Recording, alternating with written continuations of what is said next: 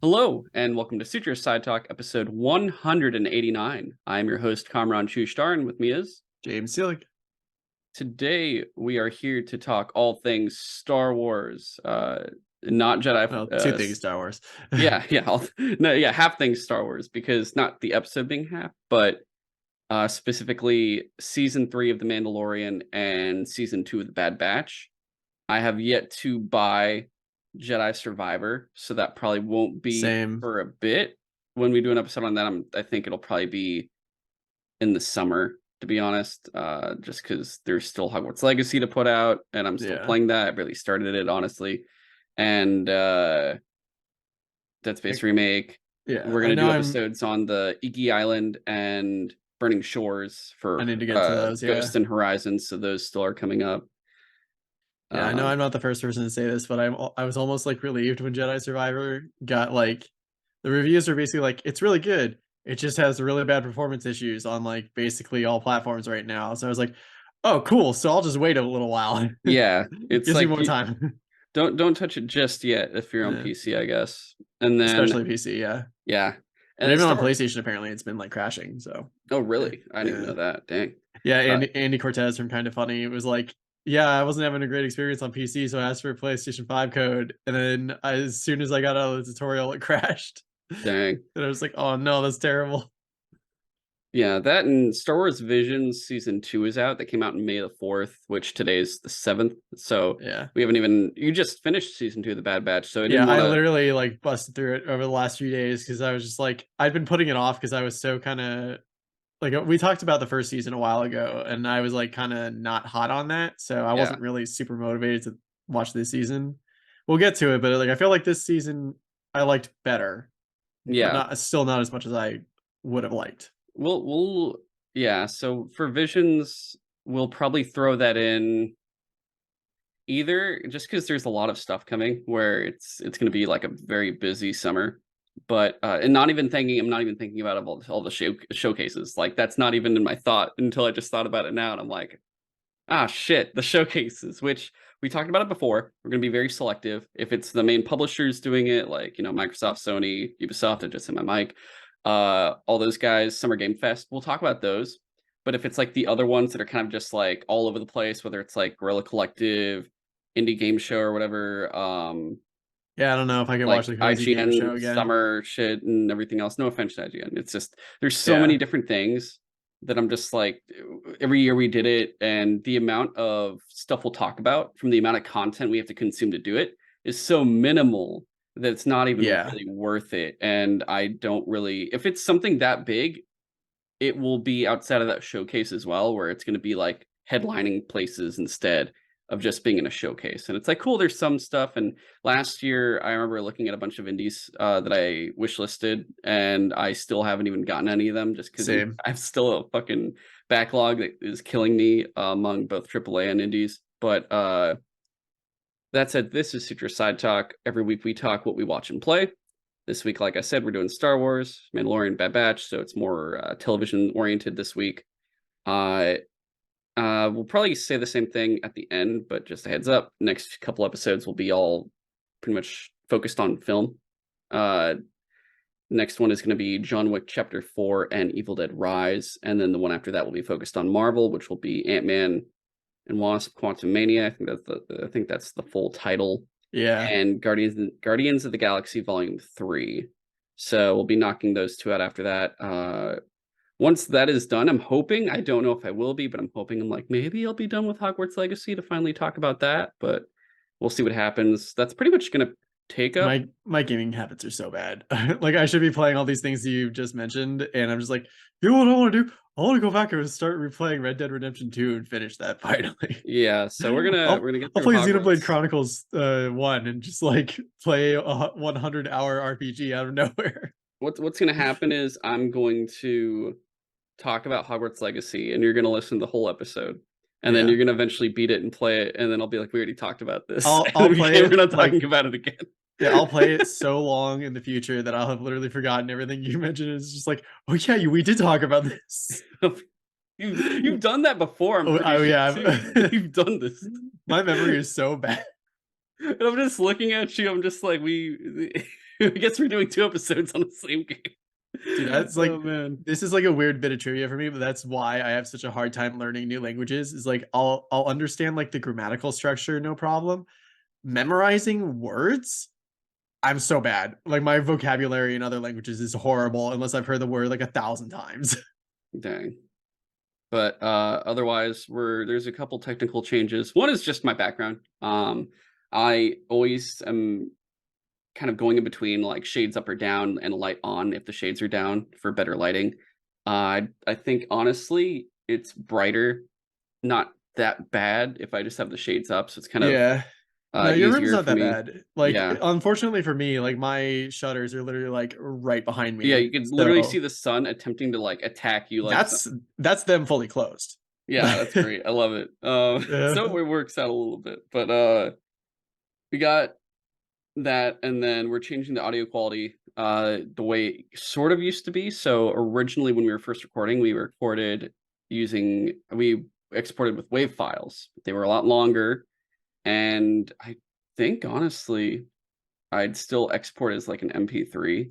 So now, we're gonna be, and then like eventually, we changed to full MP3 everything. Now we're going to be changing everything to full on WAV files again. So exporting in WAV, the episodes will be full WAV files, so the quality should be a lot better. Though back then when we did it previously, I didn't have like tools to clean the backgrounds, so it doesn't sound like you don't hear humming or anything like that, and like noisy room tone, whatever it could be in the background. So it should hopefully sound better. And I think that's really everything. There's not really any news, once again, that's worth talking about. So we could probably just jump right into it. I guess starting with The Bad Batch season 2. Uh, I know we talked about the first season, and it was fine. It had a stronger first season than previous Star Wars shows that are animated do.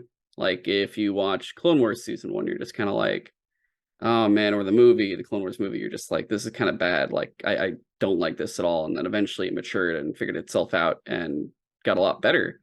I think season 2 is where it really got better. Or it was like you could feel the changes coming in season 2, and then season 3, shit just hit the fan, and you're like, this is amazing. Rebels, same thing. Season 1 wasn't too interesting It until was like, like fine. yeah, But by it the end of the was series, I was like, damn, this is actually good. yeah, not the animation quality wasn't as good, definitely. You No, could see it's just clear like differences story between that and wise. Clone Wars, and you're like, Disney has more money, but they have less quality. It's very strange. And then now with Bad Batch, season 1 was like way too kiddie again, and they're like, well, there's a kid character now. I'm like, that's great. We don't care. Yeah, Like, obviously, if you're showing this, people of all ages are watching. But at the same time, we talked about this during the Mario movie. A lot of the shows from our childhood were more mature, even if they were for kids. Like they respected the intelligence of a kid. Uh, and Bad Batch season 1 was like in between on it, where at least it was better off than its former predecessors, but it still lacked full like drive. In terms of what we were seeing, it was just kind of like, we need to help people because it's what's nice, and you're like, yeah, fucking like, oh, that's great, I don't care, like show me something more interesting. yeah, And this season I think did a lot better than the previous. Just in terms of as individual episodes, it did a lot better. In sure. terms of overall, I think it was kind of scattered depending on what part of the season we were looking at. But how did you feel about the show overall? So my quick recap of like what I felt about the reason why I was disappointed by the first season was I thought Omega was an interesting idea for a character, a unique female clone who was not rapidly aged like all the others. And you're just like, well, why would the Kaminoans do that? That's interesting. And yeah, she then spent the rest of the season like not really being important. And more often than not, when she tried to help, she just got in the way and made things worse. And Yeah, she never learned her lessons from that to like, you know what, maybe I don't know what I'm doing. Maybe I should let the professionals take care of things for now until I learn more.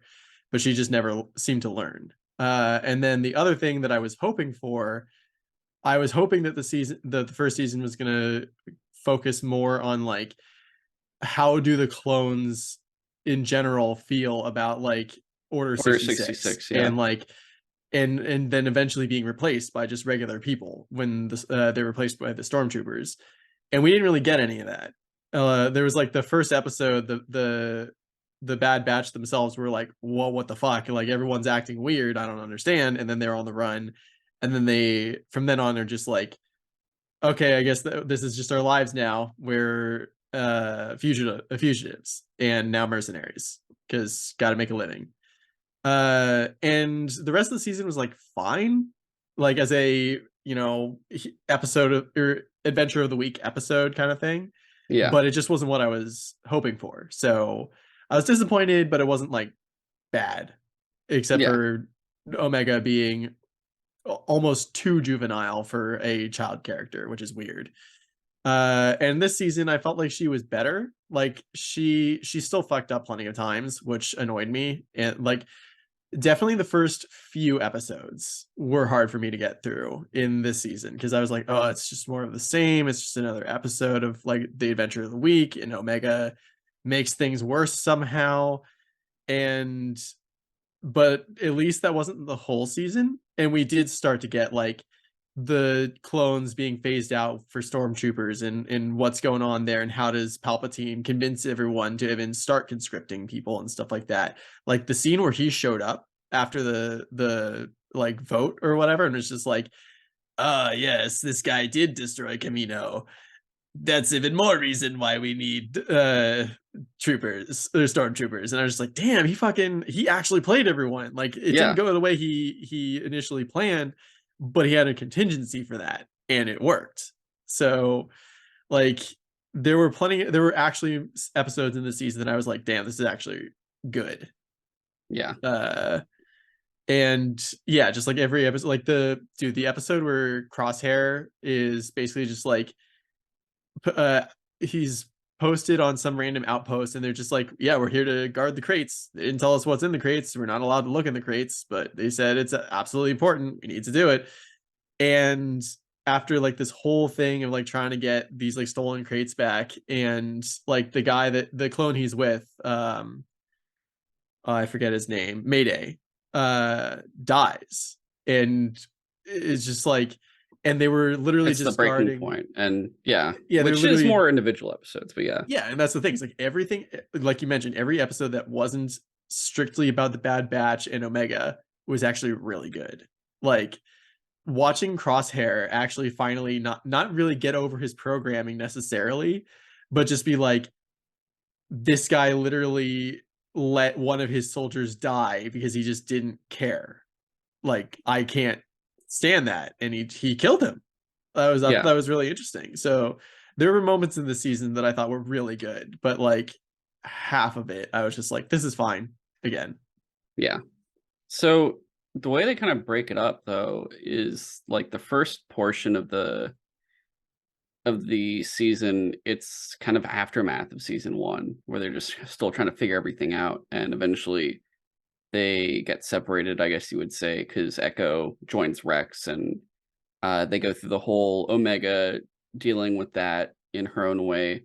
But it's a couple different, because you get 2 different versions of the Bad Batch, not even talking about the individual episodes that cover other characters, but, with them, there's the kind of random adventures that are sort of like connecting with things, whether it's finding a new home or going on an adventure or saving someone that owes money, funny enough, to the more, I guess, structured, like, overall story that we're getting, kinda like they did with Rebels, I guess you'd say. Clone Wars didn't really have that because it was the entire war, but for Yeah. this one, it's the overall sense is everything going on of them being hunted first post Camino to, "Oh, hey, there's a science division that's capturing people and they want Omega overall, and they're kinda searching for stuff," and it's the overarching story of, like, this science crew that's trying to do this crazy experimentation with clones, but also there's like a giant,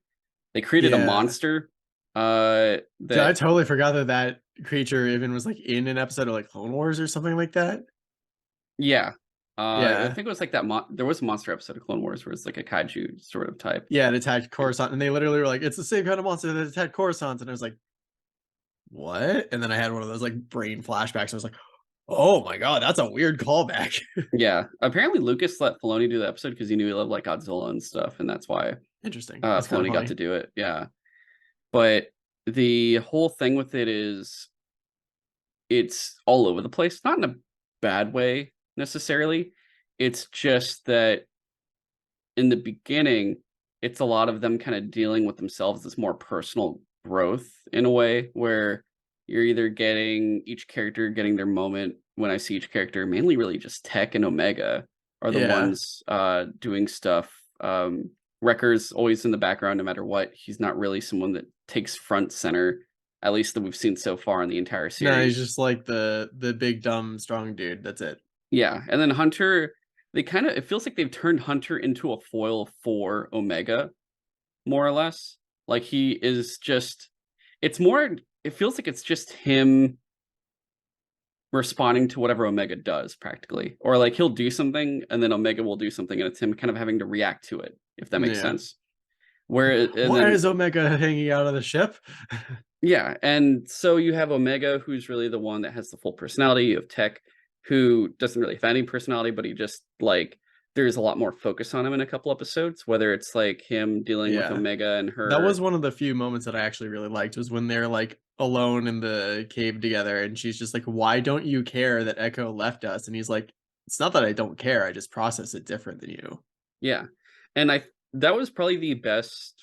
I don't know if you'd call it filler, but just kind of like if for what they have in considering filler or one-off adventures, so it's probably the best episode they had. Yeah. I think just because they got more serious in a good way that I could appreciate. Yeah, no, I always appreciate like a good emotional growth scene between Yeah. characters. And then Like, because Echo, that's harder to do than just like big dumb shootout. yeah, So that that that usually always would looks happen in a lot of good. stuff, yeah. And Echo, like, has his own thing going on where he just kinda leaves and he's like, "You know, I do what the mission needs," especially because he's the one the Bad Batch is more, like, focused on themselves of, like, "What do we need to do to survive?" Yeah. Whereas Echo sees the bigger picture, which makes sense considering he was, and I would still say is, considering his look, an ARC trooper. Yeah, well, he's an original clone. Like he wasn't part of the Bad Batch originally. Yeah. It wasn't until he was like captured by the Separatists and they like half droidified him a little bit. Yeah, they They really just gave fucked him a him bunch up. of implants and it's just like, well, now you don't look like a normal clone. So Bad Batch it is. Yeah. Uh, it's kinda like Spider-Man, I guess, because he's like a mutant, but he's not born a mutant kinda thing. Yeah. Uh, yeah, Echo's the Spider-Man of Star Wars. But, I just find it weird that, like, instead of giving himself, like, a regular usable robot hand, like, literally exists, like, Anakin had one, he's just like, "No, I'm cool with the weird, I'm like" gonna keep hacking into shit. yeah, I'm with the hacking probe hand, maybe he's left-handed, and he's like, I don't care." Yeah, maybe. I guess ARC Then troopers wouldn't they usually all would be? have I mean, ARC Whatever. troopers, I believe, would go they could dual wield pistols or do something Yeah. else. That being said, like, there were other episodes, like, you have Tech going through and saving Sid with the whole run and her you kinda learn more about Sid, I guess, where she isn't really good for them whatsoever. She's kind of a Yeah. because at the end, she betrays them. Dude, I thought that was interesting that she literally is just like, "Yeah, no, I cut a deal with the Empire, sorry." It just kinda had to, you know? I just Uh, whatever, sorry, it's cool. And especially, I think what was funny was you think you're gonna get Sid be like, she's gonna be better to them because, like, in the first season, it's like a weird, like, "You help me, I help you, but don't, Yeah, it's watch what like you do she's because supposed we to be can just." like the kind of like the slimy crime lord, but she's actually got a heart of gold, really. She just, Yeah, puts on an act. because throughout the first season, you feel like there's a growing relationship, especially between her and Omega, and you feel like, "Oh, okay, cool, things are Yeah. better between them." And then eventually, like, you get to the episode where she's in trouble, and you're like, "Oh, okay, so this is gonna solidify the relationship.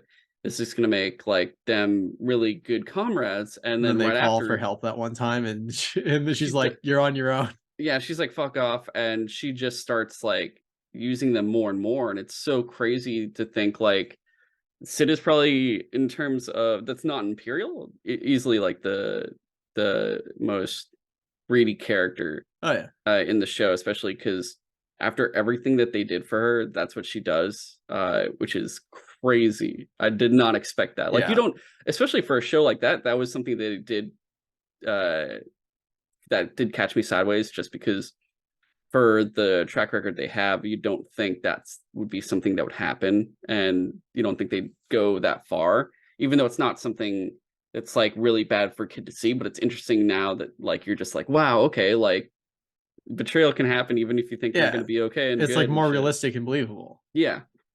So that was well done. And then they introduced another character. It's like her, a known, I guess,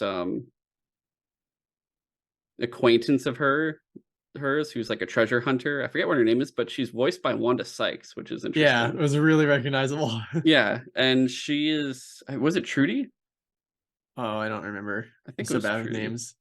But they she's in like a couple episodes, and they're more adventure episodes that are personal growth for the crew.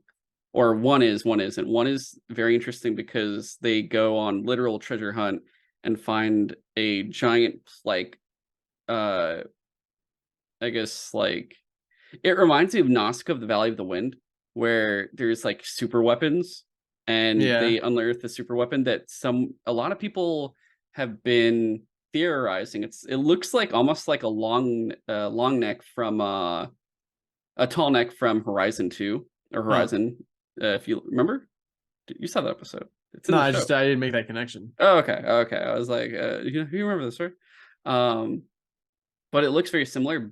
A lot of people are thinking it's like a Zepho artifact, which Oh. the Zepho are the ancient, Yeah. like ancient aliens from Jedi Fallen Order, which is very interesting. Like, the kind of learn about their whole downfall and everything else, and that's what a lot of thought is. Because one thing I've been noticing that a lot of people also have been noticing is current Star Wars very much is looping through itself. Like, it's very much tying itself together in a very interesting bow of just like, hey, so remember this actually means like this and stuff. And we'll probably get to it a little bit more later, but I do like how one is referencing another more and more, that I wasn't really expecting it to be this connected. Yeah. Specifically, we'll talk about it, but like Bad Batch, Jedi Fallen Order, Mandalorian, and the sequel Yeah. trilogy, like they're all kind of tying together,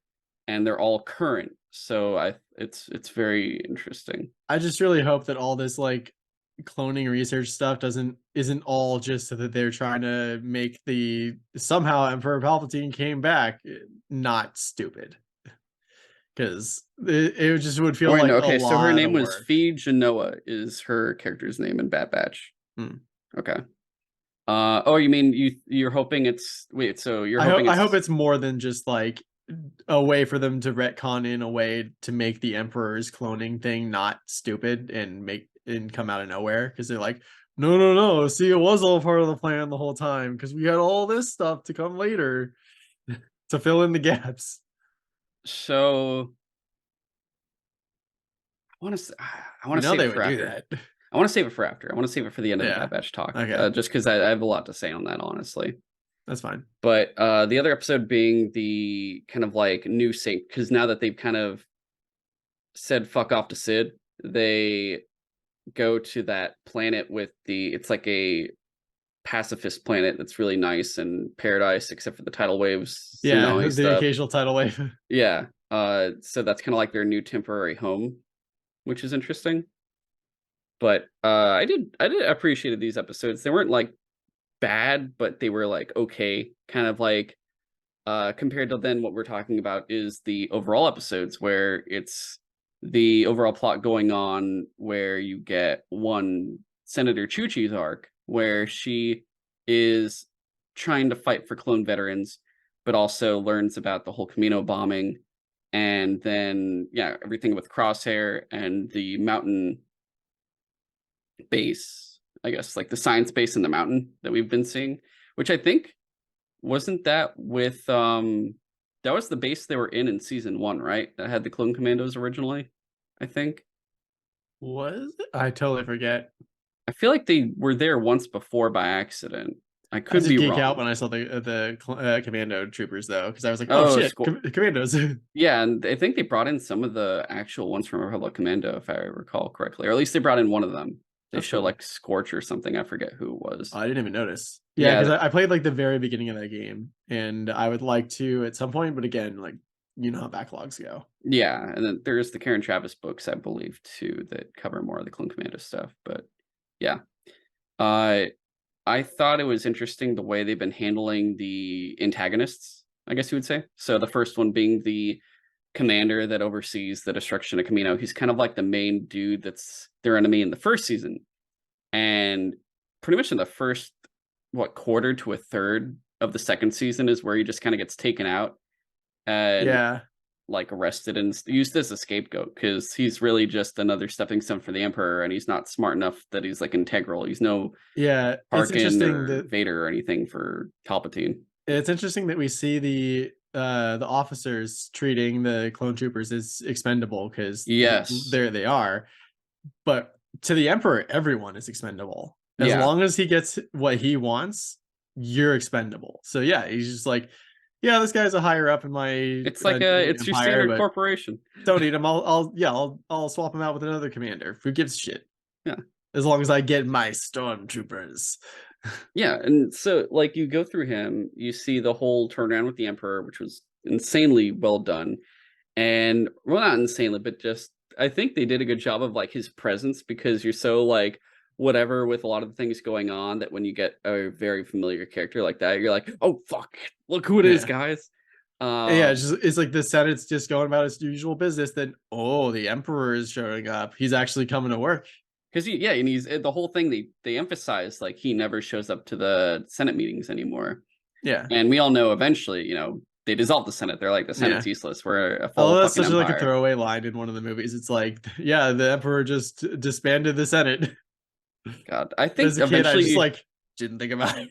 Eventually, I think they'll work into, like, how they disband it, but also they'll, like, eventually show, like, Senator Organa, like, "Oh, I guess I'll just go back home," and then it'll have his perspective, like, "What's oh!" Oh, that'd be so sad, but that would be a cool scene though. I think Yeah, I think they could work around into that eventually, especially because like considering we saw Leia in Rebels.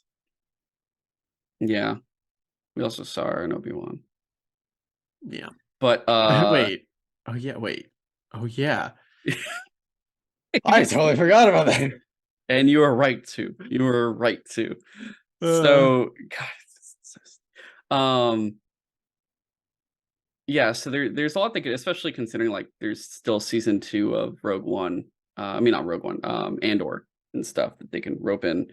But there's so after this dude's taken out, you then get Mr. Science Man. Mr. Science Man, I forget what his name is, but he's like he speaks so weird. Like he's he acts supposed like to he's a be serial killer. he does. He fucking does. And it's funny because like I think what they were looking for was they said we want someone that has like a Thrawn type presence who thinks he knows more than what like he feels like he's a threatening presence just by his aura of Yeah. being there. Like you look at He's Thrawn, Hannibal he's like Lecter, but he only maybe eats you.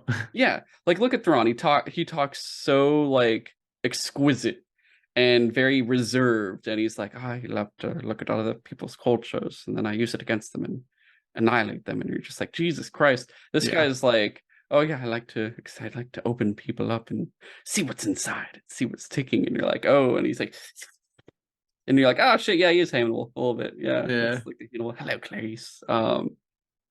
So what's interesting here is he is doing something to clones.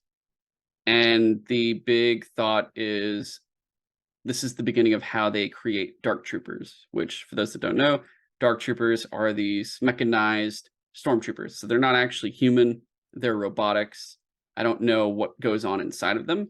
They were created in, I want to say either novels or comics in Star Wars Legacy, like the pre-Disney stuff. And there was like 3 iterations of them throughout the New Republic era with like Luke as a Jedi Master and everything else. It was very interesting concept that they created for them. And you're like, okay, they got retconned, whatever. And they bring him back in season 2 of the not season 2 of Mandalorian.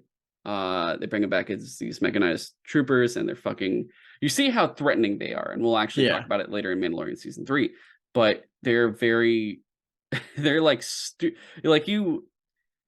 To put into perspective, you look at Clone Wars and you see like the clones fighting the battle droids and the super battle droids, were like the Mark IIs, the big blue ones. In one scene in the show, I remember at one point, I think it was in the movie maybe, a clone runs up and like tries to punch a super battle droid, and he like goes like, oh fuck, and then he dies. The super battle droid just kills him. And it just shows like that's how actually strong they are. Like you have to straight up shoot it or be a Jedi. Otherwise, those things are like fucking built. And the whole thing with the Dark Troopers is they're much stronger than that. They're more mechanized. They're just heavier. Like you listen to them and it's like boom, boom, boom, and you're like, holy shit. So the whole thing with that is the clones could be the blueprint for the Dark Troopers in terms of, I don't know what the fuck. They're going to explain in season 3, I'm pretty sure. But that's the big theory here, is that they're taking clones and turning them into Dark Troopers somehow, or using some part of them to become Dark Troopers. And there's that, and then there's what they want with Omega, which at first is just like, hey, Lama Su, do your thing with this, but she's important. And I'm very confused by that. You feel like they have the same importance of her as Grogu a little bit. Like there's sort of, because like because apparently the Kaminoans were experimenting on that kaiju beast thing, and like this is the only hint we get in this season of like why Omega is important, because they really didn't talk about that in the last season. And for this season, it's just like someone tells this like Hannibal Lecter researcher guy that Omega is the key to controlling the clones. And I'm very confused why that would be, but I guess we'll see in season 3, because that's all we got. And it's a whole thing of like, does this involve the inhibitors? Because I don't think they have any control. Yeah, they're pretty much free-willed once like those inhibitors are gone. They're fully free-willed. They can do what they want. And I don't think she's like a key of like, she's some fucking hidden Conqueror's Hockey command key, which is a One Piece reference, by the way. It would be interesting if she was like the first perfect clone that had like a control phrase implanted but didn't need a inhibitor chip. Yeah. Like that might be interesting if it's like genetic control and not like literally we had to build something inside of you to do this. Yeah. But so, we'll see. Who's to say? Yeah. And we also learn like this dude's assistant is a older version of her. She's also a clone, and she's like Omega's. I totally missed that. Yeah, she says it. She's like, I'm your sister. And then it shows, and it's basically older Omega. And you're like, what the fuck is happening? That explains why she had an accent. Yep. Yep. Yeah, I gotta be honest, I was playing Xenoblade at the same time, so I might have missed a few things. Good job. That's what I like to hear. I was like bored by the first half of the season, so I wasn't like super engaged. Oh my god. Okay. Well, I mean, it depends on the episode. That's what happens, guys. You miss small tidbits like, oh, hey, Omega has a sister the whole time. You know, it's a small thing that you won't really care about. I'm sure that doesn't mean anything, right? Like people give shit to Martin Scorsese or whoever for saying like no one appreciates movies anymore because they all watch them on their phones. Like, you know, he's not wrong. You do miss something in translation if you're fucking distracted. Yeah, very much so. Very much so. So, and it's just like shorter attention spans and whatnot. But there's all that. There's those villains that you're getting. Crosshair, you kind of treat as a villain in season 1, and then this season you definitely get the feelings of redemption, even when he does try to warn his squad. Like it's not even a trap. He's just like, no, I'm legitimately trying to warn you. Yeah. Like be careful. Like he knew he wasn't gonna get away, and he's just like, this is the least I can do is at least get a message out. Yeah. And you know, also like, goddamn, that guy is a good shot. Yeah, Like that, I forget what episode it was, but when they were like trying to storm some base or whatever, and they're trying to get up like a spiral staircase, and literally he's just like, throw this reflective thing, I'll make that the was just. shot. Oh, so that was a good episode. That was like one of the first ones because it's him and Cody. They finally Yeah, bring back that Commander was Cody, cool. and it's a former Separatist planet that was part of the Separatist Senate, and it was actually a character that I believe was in the Clone Wars episode where Padme visits the Separatist Senate. She like sneaks in. Interesting. She's a friend there, I forgot about that. and it's cool because it's like you see what the Separatist Senate looks like, and it's so much smaller than the Republic Senate. Like it's ridiculously smaller, and Dooku comes and he's like, "I'm the Chancellor." It's like, yeah, sure you are. But that character that's there, and I'm pretty sure that was Padme's friend, is the one that's in charge of this planet and gets killed, and you feel for her because you're just like, yo, they just wanted their. Some of them weren't like a lot of separatist planets weren't necessarily bad. They just wanted their freedom, Yeah. and they just were trying to stay away from everything because they felt the imperial aspect, I think, of the Republic showing up early. I It's like a did. whole. I That was one of the scenes I liked in this season, was when the old guy from Dooku's like homeworld was just like, yeah, Dooku took advantage of us, but he saw what was gonna happen in the Senate coming. Like he knew it was gonna happen. Although to be fair, he also knew because he was the Part of it. apprentice. Yeah. Yeah, he was like part of it, but it was just like, yeah, he did see like the corruption coming. So I wonder if he actually did have like some plan to overthrow the emperor and like fix things himself, but I don't know. Like it didn't Yeah. happen. And it's cool too, because like you always feel like there could be more alliance between battle droids and clones now with the empire there. Just Yeah. because it's the two sides that were fooled the whole time to fight each other for no reason for the most part. And even though the battle droids, they're just droids, like they still have utilization. They've done it in Rebels. Like I believe there's Rebels episodes where they have the clones and droids together. There's even one in Clone Wars. There's even an episode in this season of Mandalorian where it's like, yeah, we just repurposed a bunch of battle droids because I mean the war's over, but they can still lift a box. Yeah, so it's like that whole thing. And eventually they could probably do more with it. I think they could really like utilize the fact that there's all these because the whole thing is they're supposed to be like, yeah, we're decommissioning them, we're destroying them, but not all of them are. There's all these battle droids and separatist ships sitting around that they could really utilize, which is interesting. Even though they're going to become out of date and like, the older the ships are, they're not going to be as useful. It's Yeah. like having the Clone Wars era Venator, I think they're like Venator ships or something, go against like a Star Destroyer. It's just like, oh, how's that going to go? It might not go Yeah, the like they might best. be able to go up against like a light corvette, but not a full Star Destroyer. Yeah, because those things are like stupid powerful unless you're Galen Merrick and They're he's just like, huge. "Eh." It's like they're like they didn't do a very good job of displaying the power of a Star Destroyer in the original series or the original trilogy, but like those things can bombard a planet from orbit and basically like glass it eventually, Yeah. like given enough time.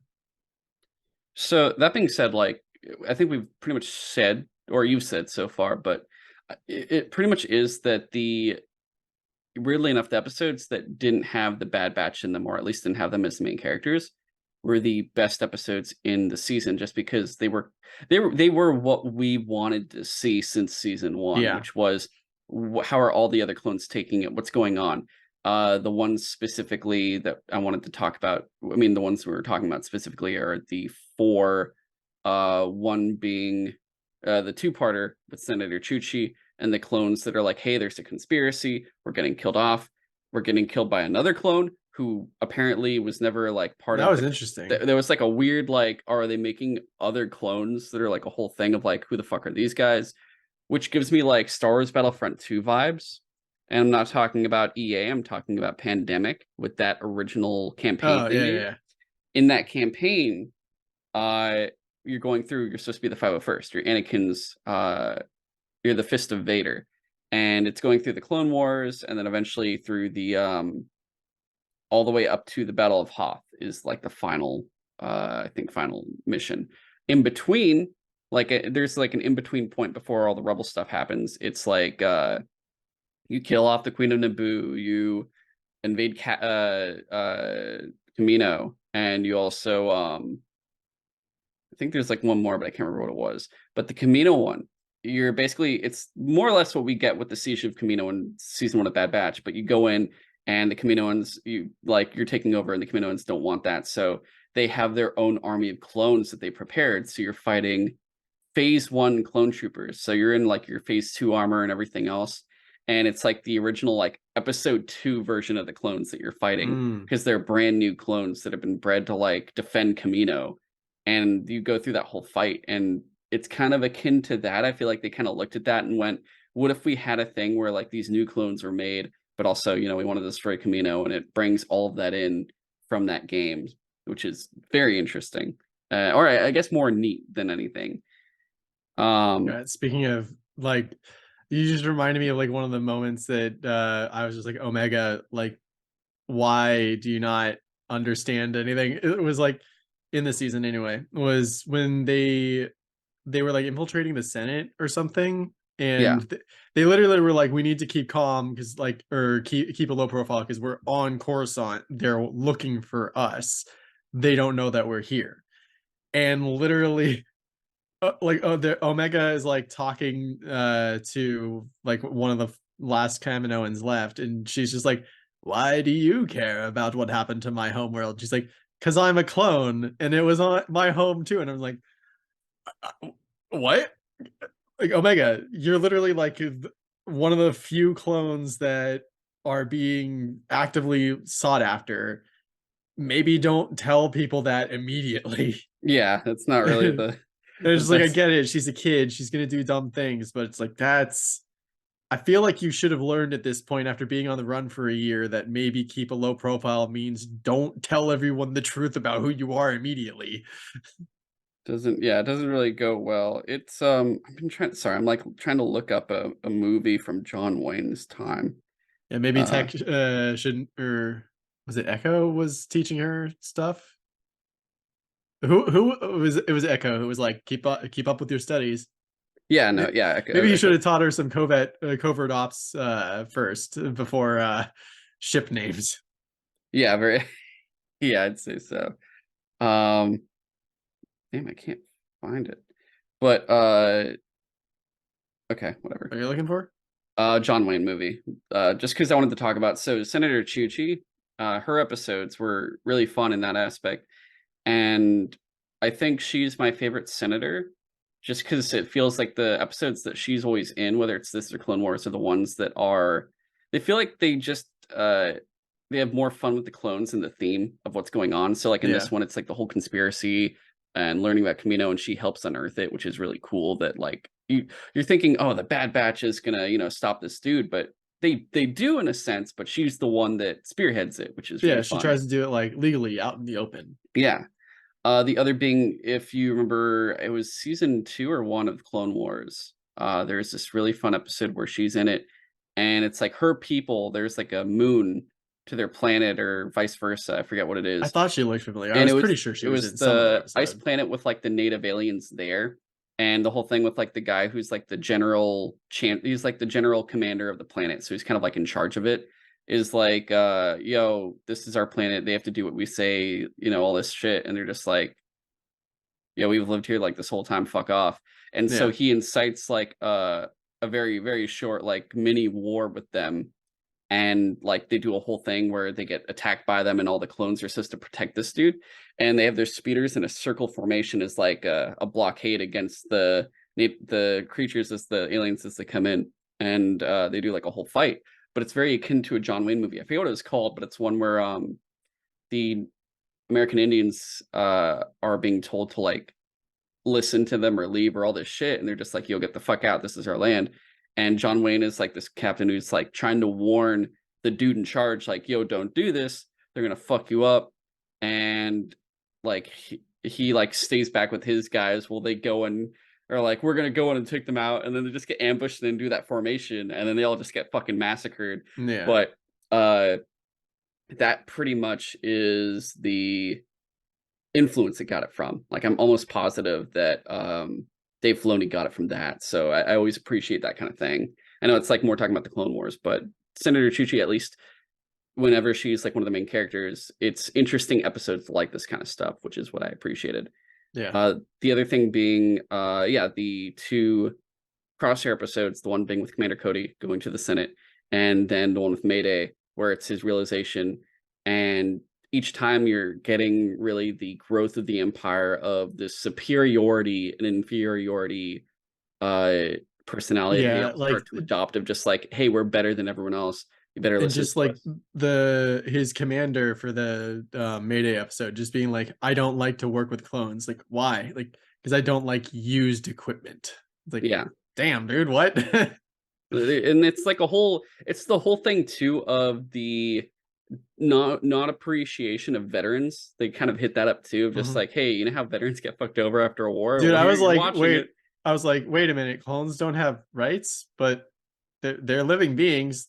They were made, but they're living beings. It's like the most interesting part of Obi-Wan, when there's like that clone that's like his first some change for an old war vet. Yeah. And I thought he'd like be that's why I You hated that. thought I he was was an like, exception and not just like, oh no, they literally just didn't give a shit about any of the clones. no, I was hoping he'd be like a bigger character. I was hoping like something, Uh at least he would show up again for a second. But then he was just like, no, there's just that. And I'm like, fuck you guys, you yeah, could have done more. one of the things, I think I might have mentioned it when we talked about Obi-Wan, but one of the things that would have been cool that someone pointed out was like when the word got out that there's like a Jedi loose in the city or whatever, that they show that one clone seeing it, and Order 66 kicks in again and he's just like, I need to find the Jedi. Yeah. But God. that didn't happen because they No, didn't think about it. yeah. It's like that, what was the South Park episode where Butters is reading the book and it's like, kill John Lennon. And it's like, Oh John Lennon's yeah. already dead. Oh, hamburgers, kill Ronald Reagan. Because he read Catcher in the Rye. Yeah. Oh my God. That's So so good. funny to me. I love the idea that Catcher in the Rye is some weird conspiracy book and it's just like kind of okay. Yeah. So uh overall, I think, like I said, it was much better than the first season, Yeah. only because it had a lot more of a mix of that kind of thing. I think season 3 is probably going to be the best season, because they've already confirmed it's the final season. It's third and final season. Oh, okay. But it's going to give us all the answers we want about Omega. It's going to give us the answers we want about kind of like some of the growth of the Empire, of what they're doing, whether it's with Dark Troopers, what they're doing with the clones, kind of the overall like what happens to the clones now. And I guess you're going to get some lead up maybe to Rebels and what happens to the Bad Batch. I assume they kind of, I don't know if they're good. Like, is Tech alive? I totally forgot. Like, you kind of like, is Tech dead? Kind I of want thing. to, I There's don't no know. body, so he might still be alive, That's the honestly. thing. I feel he's like, hey, I got his goggles for you. That's all I could salvage or whatever. Yeah, And like that could have just been a bluff. Like, I don't know. Maybe he might come back. Maybe not. We'll see. yeah. And then, crap. What do you remember? What's the character's name? Fennec Shan is supposed to be in season 3. She Oh, was in season interesting. 1, Okay. but she might be a actual like reoccurring character now for season 3 too, apparently. So that'll be cool. Otherwise, I assume the eventual like the whole Bad Batch being reunited, like Crosshair and Omega with them and everything else, like will come all full circle. We'll probably have more Rex. Cody might show up too now for it, and we'll kind of see what happens. Like maybe we'll see Cody die or something. I'll be like, hey, we know what happened to Cody. He's dead, or Yeah. something. We don't really. It'll be interesting, kind of to Because we've see. seen Rex in the future, but not Cody. Yeah, and there's like all these other clones too. It's like what happened to all the Bad Batch? What happened to Echo? What happened to everyone? Like, there's so many clones that you kind of want to know about. And when you get to Rebels, there's like 3, and only Wolf and Cody, only Wolf and like, yeah, Cody, no, not Cody, Rex are like the only 2 left, because like Gregor dies in Rebels, which is crazy. But uh we'll we'll see what happens and what's going to go on with that. Plus the fact that it's clone commandos there, and what they're going to do, considering they're still technically clones, and how long will they last there. So very interesting stuff. I guess anything else on Yeah. Bad Batch? No, I think we covered it. Like I agree. Like the first season was just kind of fine to like boring for me personally. And this season, like I mentioned, it started a little bit slow and felt a little bit too close to the first season in terms of tone and feel. But like there were moments that I was like, this is actually really good. Yeah. Also, Tech At least apparently for the could rest of the season. potentially beat Anakin in pod racing, so there's also that. Oh yeah, Yeah, huh? he's just like, I just have to calculate it, and you're like, oh, okay, I guess he's the best now. So Mandalorian season 3. First thing I want to start off was I did eventually. I originally wanted to get a guest for this, but just because work for me, like actual work, got busier. I didn't have time to really look for guests. I did find like a good list of like people to start reaching out to, which is nice. I do want to. There's a lot of Star Wars podcasts I've discovered, so I do want to start like talking to people, especially at least in time for Jedi Survivor by then, and Yeah. Visions, that we could get someone on for that. That would be really nice. So we'll see what happens with that. But I will start reaching out to people now and potentially have a list of guests for all future Star Wars episodes, which will be nice if we can. Uh, and also the thing with this was, we've had 2 people on, I believe. For Mandalorian season 2, we had Ty, and for Boba Fett, we had Andreas, who was on for like Destiny and Demon Slayer and stuff like that. Andreas first, he couldn't make it. He's out of town right now from where he normally resides in, so he couldn't do it. And Ty, I don't believe, saw Mandalorian season 3. And this was actually the first thing I want to talk Mm. about, is the reason why he didn't watch it was they did a whole thing where it's either they didn't believe in Boba Fett, or they just wanted to force people to watch more Disney Plus year round. Everything's connected. Yeah, so they pretty much put like 2 episodes of what would have been Mandalorian in Boba Fett, and just kind of fuck up Boba Fett by doing it a little bit. I would say, looking back at it now, like it definitely it devalued Boba Fett himself, and it shows like Disney didn't believe in that show necessarily, It which made is Boba annoying. Fett feel like The Mandalorian season 2.5. Yes. Yeah. And that wasn't really the best route they could have done. Because also, let's say you watch season 2 of Mandalorian and then season 3, and you didn't watch Boba Fett, you're literally like, what the fuck is You're gonna be happening? so confused. Because season 2 ends by Grogu. Season 3, Yeah, hey, it's tear-filled Mandalorian and goodbye. Grogu, like nothing happened, and you're just kind of like, Yeah, it's like what? last I saw, yeah, what happened to the Razorback or Razor Crest? Like what happened to the Razor Crest? I thought he had another ship. Why is he in a Naboo starfighter now that's not painted? What happened? Why does he have Grogu again? Huh? It's so, not saying those episodes were bad. Those were fantastic episodes, No, but it's they just just did not belong there. yeah. And it did not do well, because I'm pretty sure, if I heard correctly, Mandalorian season 3 had lower viewers than the other 2 seasons. And the reason for I can that see is that. because they made it more difficult to keep up, because they put in an entirely different show and said you have to watch the show to know what happened in season 3 to understand season 3. And if you didn't, well, oh well, go watch that now too. It's also really And weird because like the third season was like 8 episodes and it felt too short, I guess. because it was And more scattered. yeah, especially for that. And it's like they could have just taken those 2 Boba Fett episodes and kind of put those things into the beginning of the season 3, and it'd be a 10 season or 10 episode season, and it would have been fine, and it would have made Yeah, sense. yeah, actually, that probably would have made the quality better. But because of that, Ty was annoyed and said, "I'm not watching it. I'm not doing it now, because That's you fair. can't make me do that." So that's why I didn't bother asking him, because he didn't even check it Trying out. to Marvelify the Disney or Exactly, the and Star Wars universe. that's what always made Star Wars better, and that's why I talked about it before. That's why James Gunn's idea for DC is good, because he's going the Star Wars now, not Marvel route. Going, you don't have to watch this to watch that. They're all going to be there, all separate, or a lot of them will be separate. And sometimes people will appear just like in Star Wars, but you don't have to see the previous thing to know what's going on, because it does. Yeah. It's just like the fun adventure and stuff. So there's all that, but then you get into season 3 itself, and I would say structurally, I don't think it holds up as well as the other 2 seasons. I think, Yeah, like it we felt just said, it's really kind of unfocused for scattered. me.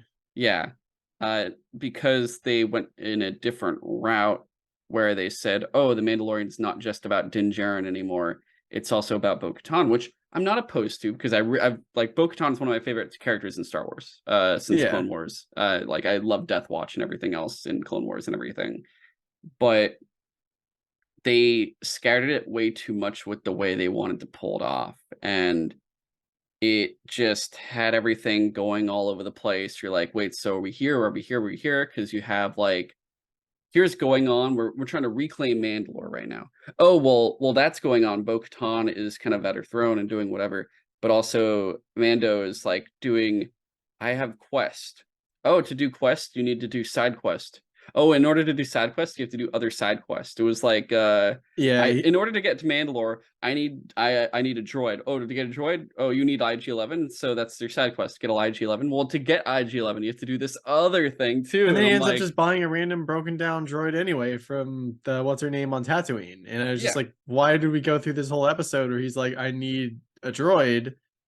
And like, did he really need the droid? Because all he seemed to use it for was It testing the became like a air. Grogu exoskeleton. I guess. Well, that was later when he actually did get IG back, and I did find that kind of funny that they gave Grogu a mech. Yeah, that was really funny. It was uh, just like, no, yes, no, no, no, yeah, that yes, was super yes, funny. yes. He's just like walking through the That streets, was pretty hitting good the though. yes button over and over, and I'm just like, Yeah, yeah, that's something a kid would do. Just like, yeah, that I was got the actually, robot. yeah, that was actually pretty good. I like that a Uh, lot. The fucking by fucking Mecha Grogu. Oh my god, yeah, that was great.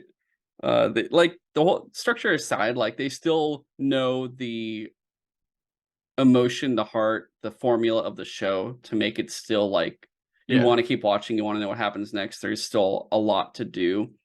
Um, there's at least one more season, at least. I'm not really sure like what routes they want to go to, but we'll talk about that at the end. Uh, but I guess I'm trying to think of like what we want to talk about first because there's like everything with Din Djarin, there's stuff with Bo-Katan, and then there's like there's I would say two episodes in particular that I'd want to focus on as well. I guess hit those first. The first being the episode that I think some people thought was funny, other people thought like, "What the fuck are you guys doing? Why is this episode here?" Is the episode with the droids that has both Jack Black and Lizzo in it, oh yeah, and that that one one. apparently caught a lot of flack. Like, well, because the entire thing felt like a side quest, and it's just like, Not why did only we that, go? but they didn't feel like real Star Wars characters. They felt like Yeah, they weren't even really like. that's definitely one of those I feel weird like they were doing a things. LARP in terms Yeah, of the acting for it, to be and honest. it definitely felt like, hey, check it out, it's Jack Black and Lizzo, and not Jack Black and Lizzo wanted to be Star Wars characters. Here they are. Yeah. Uh, it's just so, and maybe that's just because they're both so recognizable that I can only just see Jack Black and Lizzo, unless they turn them into like complete aliens or put them into like stormtrooper costumes or something and like cover the face like what they did with the James Bond guy. I totally forget his name. Daniel Craig. He was like apparently in one of the movies as a stormtrooper, and you wouldn't notice because he's just in What's the an thing? Yeah, outfit. that's a much different thing. Yeah, and Yeah, the whole thing too is like I feel like they did they took a little She-Hulk route with this, where She-Hulk had an episode where it's like, "Hey, look, it's Meg the Stallion," and you're like, "Oh, okay." yeah. And Also, Christopher Lloyd was in the same episode. It's just like it's too many cameos in one episode. It's distracting. oh yeah, he was in it too. Yeah, Yeah, he turned out and to be the guy responsible for like the droids going nuts. yeah, that's true. And he's like, "Count Dooku was my boy," and you're like, "What the fuck?" Yeah, he's like, I'm a true separatist believer. He's a separatist, and you're just like, bro, that was like 2 wars ago. It's not even this. Yeah, It's like 3 wars. that dude's old school. Yeah, he's super fucking old school. Holy Uh, shit, it's so random. It's like if you're fighting the fucking current like Russia Ukraine. Okay, no, that's bad. But if you're fighting a current war now, and you're just like, oh, dude, I was a Nazi. And I'm like, you just ignored the Cold War and just yeah, went like, yeah, I've been a Nazi the whole time. You're like, what the fuck is happening? Like, how old are you? Jesus Christ. It was very interesting. And the fact that like the rest of that episode though, like it's like, hey, look, the droids are doing their own thing and they're what they say? Like they have their own little like lives going on. They have a bar they go to. yeah. That And I was will say the droids that they had were interesting because it's like, okay, here's battle droids, here's super battle droids, and it's not even the battle droids and super battle droids doing it. They're like or like the vacuum bot that attacks that lady that one time, which actually, okay, that was kind of funny. Yeah. But like the whole Forgot thing about is that. they just want to have a purpose. Yeah, that was an And interesting thing where it's like in most of Star Wars, it's like droids are treated terribly. yeah, Like they're literally like seemingly sentient, but treated like they're just like household appliances. and they're Like, usually pretty much like they get replaced by other droids. The only ones that don't yeah, get replaced and repaired are literally only R2D2 and C3PO yeah, are the only two. and if your droid is acting up, put a restraining bolt on them, force them to do what you want. Oh Like, yeah, so it's like their droids are not treated well. So it's interesting to find a bar full of droids that are just like, oh no, no, no, we actually do really like working for humans because you guys you live so short lives. Like it's the least we could do for giving us like a long ass life as a box that just says gonk. yeah. I mean, it's also funny when you think about it, where they just go like, "We're literally gonna outlive you." Like it's fucking Yeah, hilarious, and you're which just is like, true. And it's just like, you're just kind of like, "Oh fuck, yeah, they got a point." All right, that I was like, yeah. okay, that I'll give you points for that part of the episode. Like I get that. So The it's other like I thing don't being, know I if it's like the believable or not because it's like, would the droids overlook the poor treatment for the fact that they're like, yeah, but they live I so get to short watch you die. It lives. doesn't Yeah, matter. we get to watch you I literally die. get to watch you My die. God, you're right. Oh man. Uh, The other droids there at that bar was interesting. They had the droid. I forget what they're called, but like based on Rex. Rex, not Captain Rex, but Rex from Star Tours, who is before they changed oh the yeah. before they changed Star Tours and threw C3PO in, and you're just like, why the fuck is C3PO here? There was this droid named Rex who would be your pilot for the Star Tours vehicle. And now that they changed everything and replaced him with C3PO when they redid Star Tours, they actually put Rex as the DJ and Oga's Cantina. So in the Oh, that's interesting. in the Star Wars land of like Disneyland and Disney World and stuff, he's now the DJ. Which at least I'm happy that they get, like, he still has a purpose. It's like when you find the Yetis that used to be in the Matterhorn in Disneyland are now in the Guardians of the Galaxy like collectors area, and it's like they're part of his collection, which is funny. Um, anyway, that was definitely the weakest episode of the season, if not the whole show. It just felt like it came out of nowhere, and Yeah, I it think it's it not saying like just it's like a. It's not. I'm not saying it's like really bad, but because the whole overall, I would say in terms of individual episodes alone, the show has pretty much a very high quality rate, where I don't really think there's anything under a 6. Or actually, yeah. okay, that was like a 5. That's like the lowest I've ever given probably a score of, like, if I gave each episode a score, that would probably be the lowest one, along with like maybe one from season 1, but I could be wrong. Um Yeah, there it was like a just couple episodes or whatever in season 1.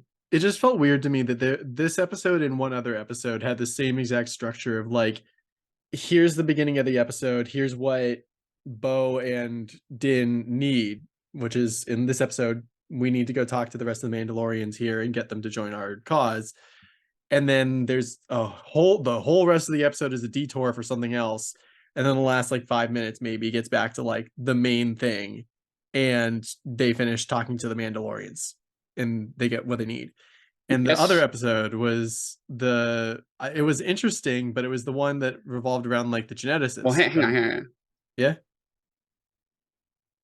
That episode with the droids, though, Huh? does it remind you of something we just talked about in terms of, yeah, we're thinking about like they would go to do this thing, and in between it's like this whole other thing that doesn't really matter to like what's going to happen at the end too much.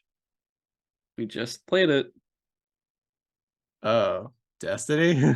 Lightfall. It's the Yeah. beginning and the end, and everything in between. It's like, what's the point of Yeah. this?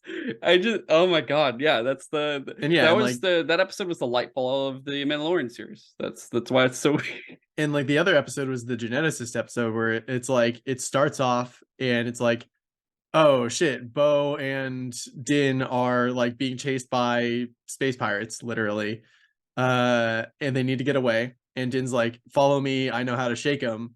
And then the whole rest of the episode cuts to completely separate story on Coruscant, which was interesting.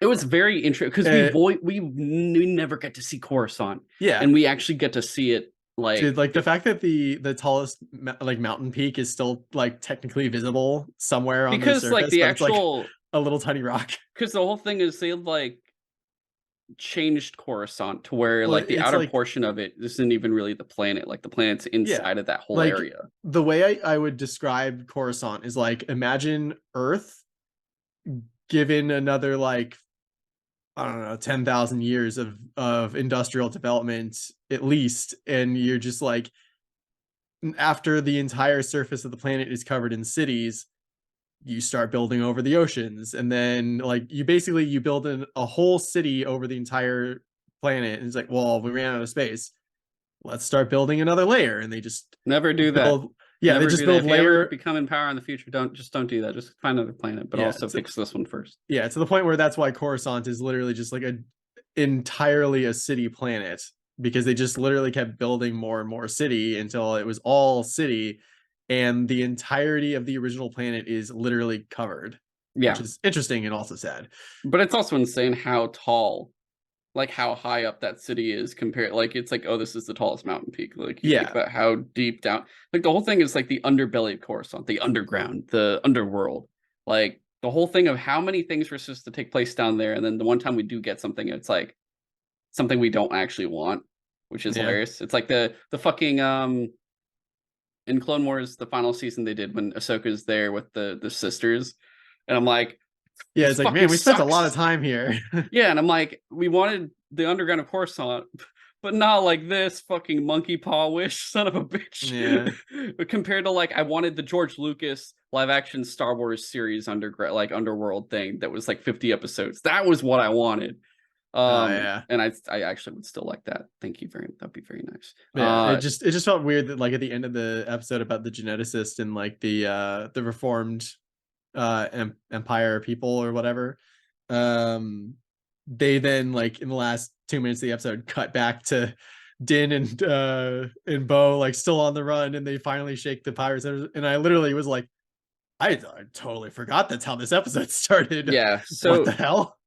the thing with that episode too, so like these two are definitely the weakest episodes, but it's so as Mandalorian episode, it's weak. As an individual episode of just Star Wars lore, it's fucking awesome. Like the Yeah, amount of interest I had in that episode where my ears perked up in a different way of just like, oh, like politics and culture and all this shit. I yeah, was it's like, just like oh, I'm vastly how do interested. you reintegrate the hardcore empire people, because like that basically is what happened after World War II. It was like, So yo, all these hardcore Nazis, like what do we exactly. do with them? Yeah.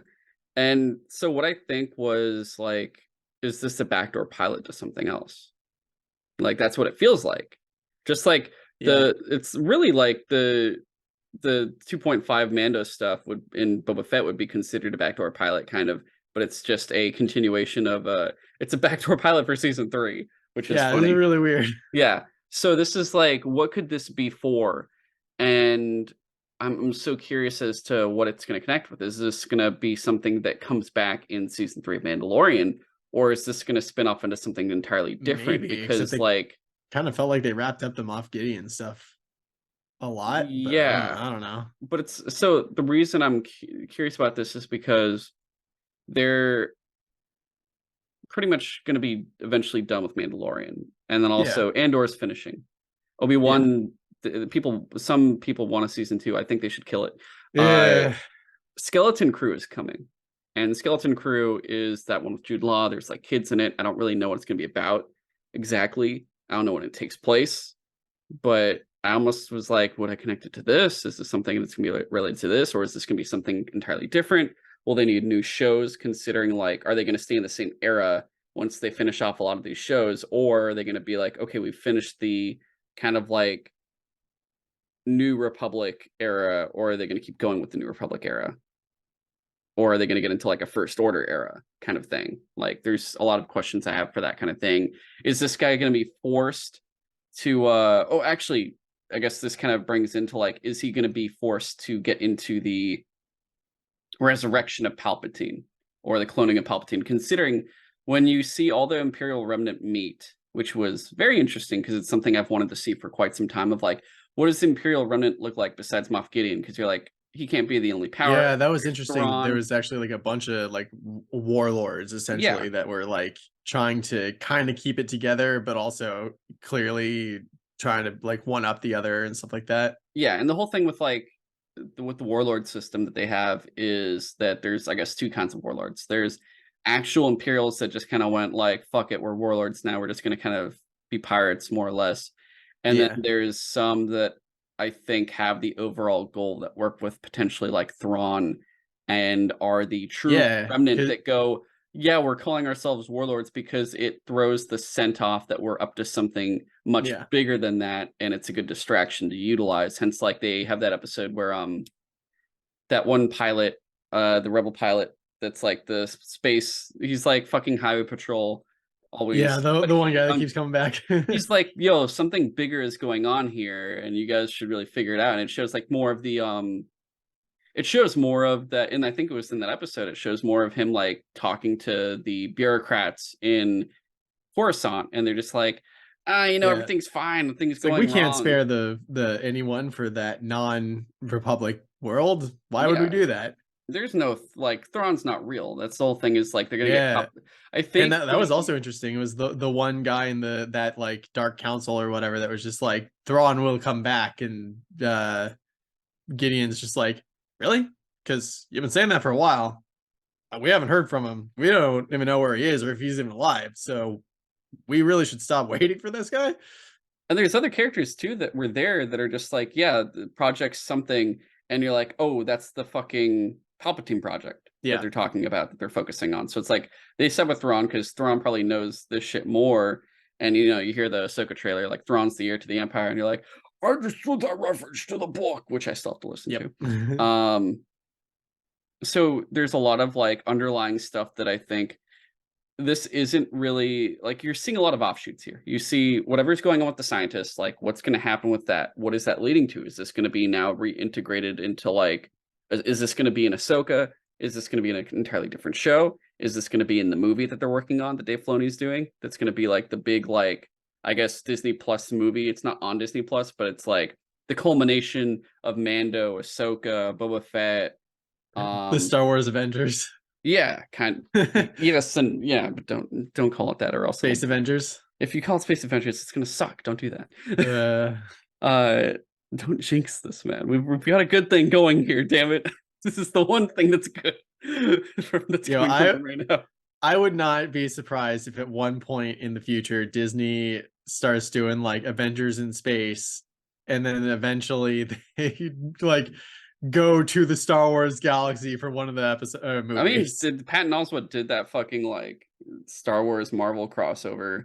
Hell, James Gunn said there's like possibility of DC and Marvel now crossing over, that he's in charge. Uh, Hmm. you heard that right? No. Yeah, he said there's more of a possibility they could cross over now because he's in charge, because he worked for both now. He just said like Okay. he said before, like that would be a fun thing to do, but he said before we'd even think about doing that, we have to establish the DCU first and make that like a thing. And if Oh, like once that's fully established and everything's there, we could do like a fun like whatever movie, and throw like greatest hits in there or something. I don't know, but that okay, Superman versus the Century. yeah. So there's what, so when you have that Imperial meeting, that's obviously probably going to offshoot into Ahsoka, considering she's dealing with Thrawn. Yeah. And he might be like the big bad for the movie, though. And they said there could be a season 2 of Ahsoka, so we don't really know what's going to be like the full thing. Ahsoka seems like it's going to be pretty much the spiritual successor to Rebels. Like that's the true Filoni love Yeah, we projects even there. saw like Hera and Chopper in the trailer too. I'm so excited for that show. Hera's going to be, who's Hera, right? I forget her name, Mary but Elizabeth Winstead, yeah. oh yeah. AKA Ramona Flowers, Yeah. AKA Huntress. She's in the Thing 2011. She's in everything. I really wish that movie had just been a Huntress movie. I'm just excited. I'm so pumped for her as Hera. Like that actually got me so excited, because I always enjoy usually most of the shit she's in. I forget who plays Sabine, and then now we, in one of the episodes of Mandalorian, we see Oh, yeah, we did see Sabine. I forgot we about see that Seb. because she has like long ass hair. Yeah, that was so weird. I literally was like, I thought that was just one of his species. I didn't think it was literally Zeb.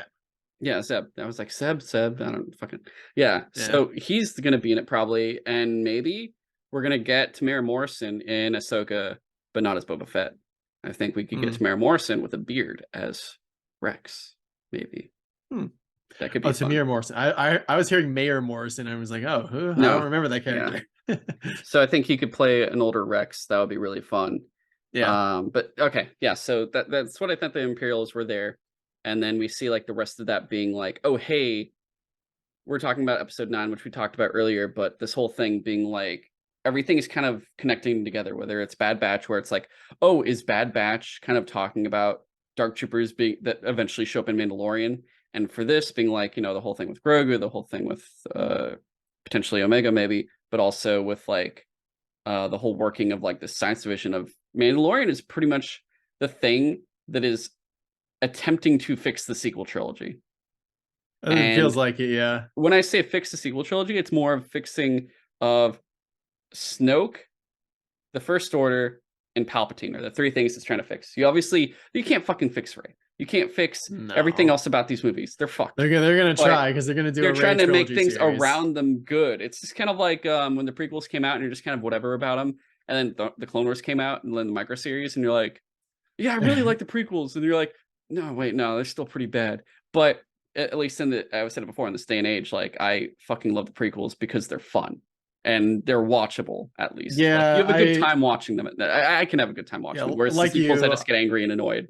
Yeah, like you, I rewatched the prequel movies after the sequel movies were done because I was like, are they somehow better? And that's hard to say because it's like, no, it's different but forms also of in bad. Some ways, yes. It's different forms of bad, right? It's like it's bad, one is the dialogue down, but they didn't get anything else right, and then one is the dialogue not down, but it's so much more creatively interesting. Yeah, like it's bad and cheesy, but it's like at least it has like a through point throughout the series that makes sense versus like and it's original. Versus the sequel trilogy where it's just like, yo, this feels so scattered. I don't understand what's happening. Why am I at a casino? Yeah. Yeah. So yeah, I'm looking for that Rey movie. I just don't care. Like I like Daisy Ridley and like I liked Rey up until that last movie where it's just like, yeah, she could do whatever. I mean, I liked Rey. I liked everything in 7. 7 was, yeah. 7 was fine, and 7 then I thought was fine. But now 7 is less enjoyable because then you know what happens after, and you're like, they like it's so weird to see a movie retrospectively ruined. Yeah, so retroactively, not respectively. Otherwise, so really getting back to the core of this, you have 2 characters now that are in front and center. You have Din Djarin and you have Bo-Katan.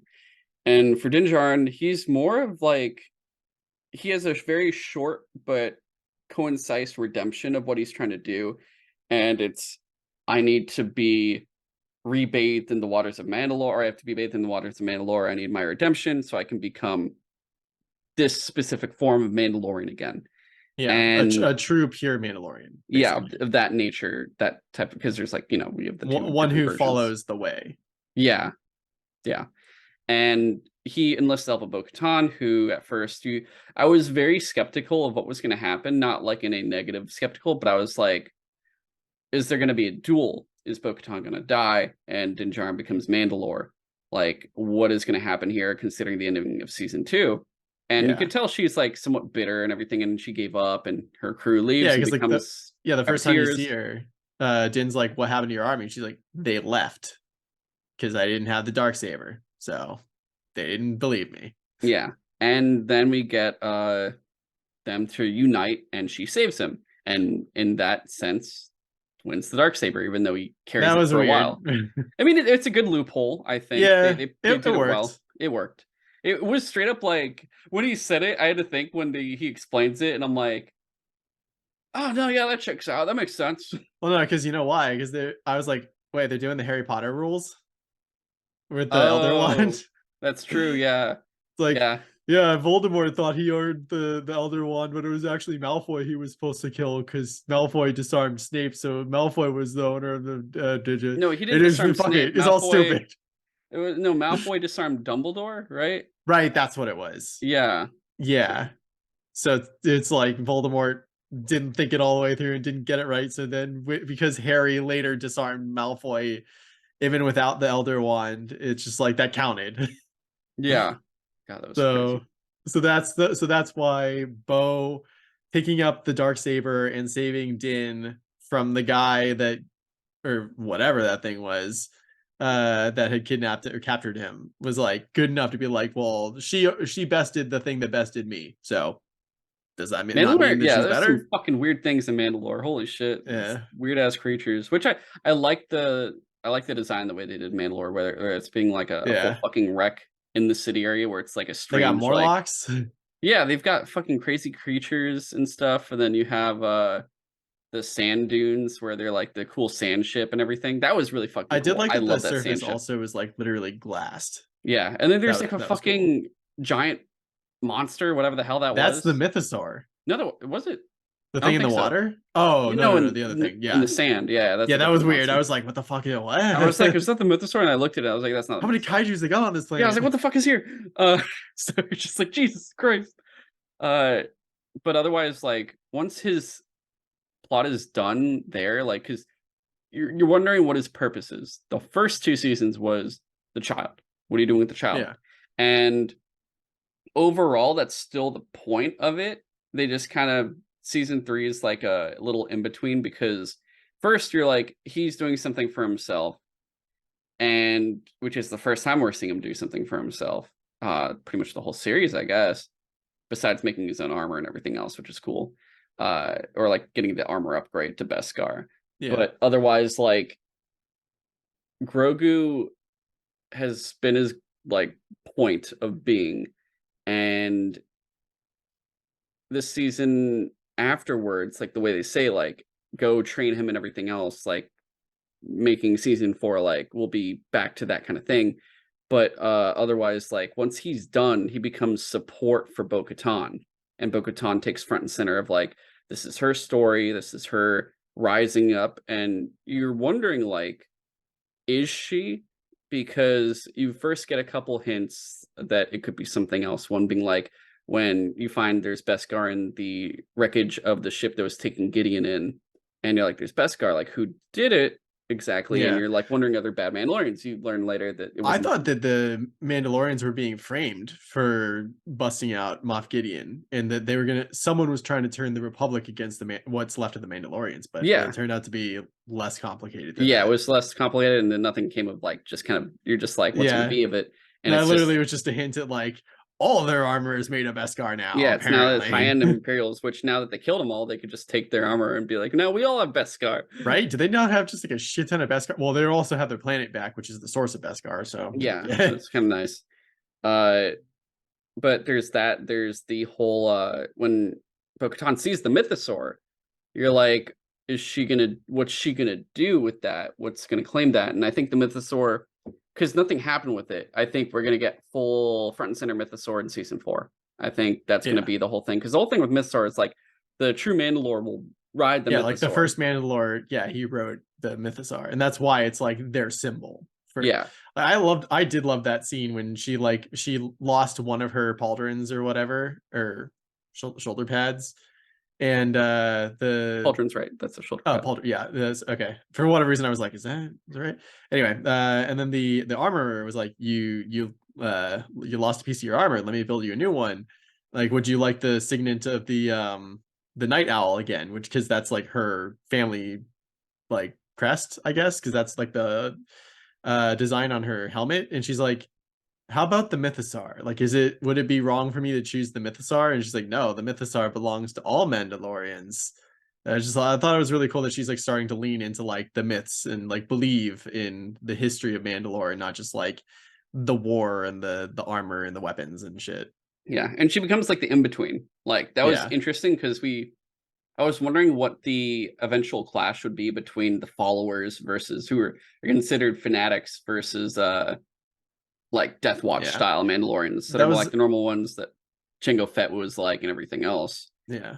That was another scene I really liked, was when she was like, I want to go back and reclaim our homeworld, but I need a an advanced force to help me like scout the way for everyone else to make sure it's safe. And people on both sides joined in Yeah, because which was awesome. yeah, and I really like that.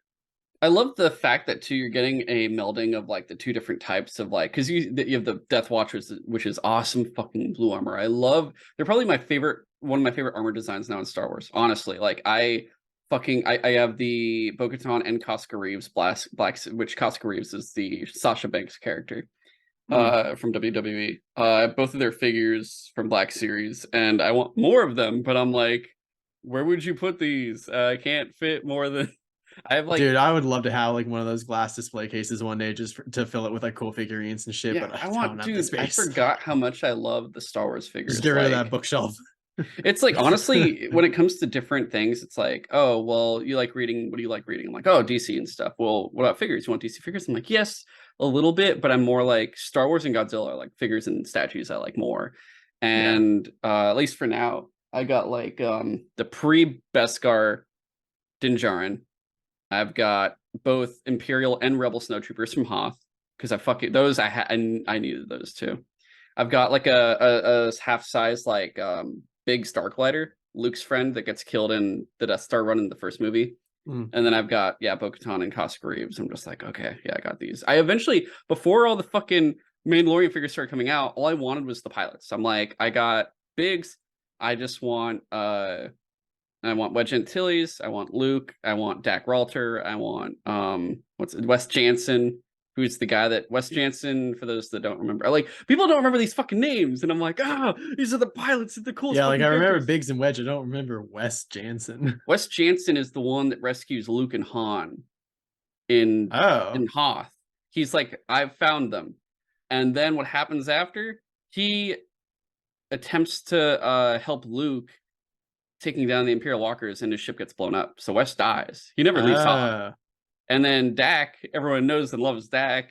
You know, Yeah. sometimes I feel like I could take on the whole empire myself. Oh my god, Dak is dead. Yeah.